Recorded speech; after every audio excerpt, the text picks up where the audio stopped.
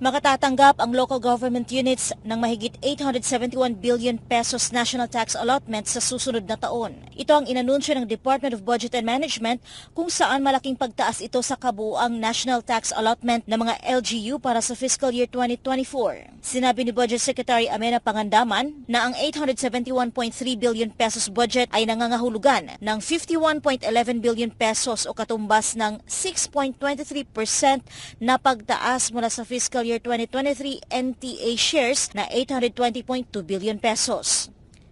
Inihayag pa ni Pangandaman na layo ng DBM na pasiglahin at maging makabuluhan ang tinatawag na inclusive growth sa pamamagitan ng pagtaas ng NTA ng mga LGU.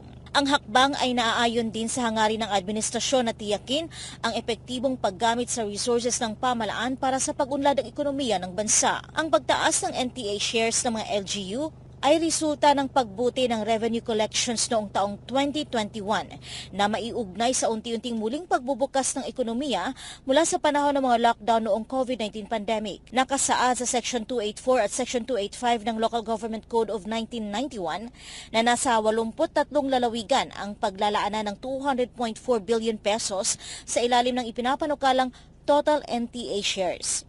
Mayroon namang nakalaang 201.2 billion pesos para sa 148 na mga lungsod habang 295.4 billion pesos para sa mahigit 1,400 na mga munisipalidad. Nasa 174.2 billion pesos naman ang alokasyon para sa mahigit 41,900 na mga barangay sa buong bansa. Ang bawat lokal na pamahalaan ay kinakailangang maglaan ng hindi bababa sa 20% ng NTA share para sa development projects na mas kilala bilang Development Fund. Naaayon ang 2024 NTA sa Local Government Code of 1991 at sa desisyon ng Korte Suprema hinggil sa Mandanas Garcia case. Para sa Diyos at sa Pilipinas kong mahal, Creseline Catarong, SMNI News.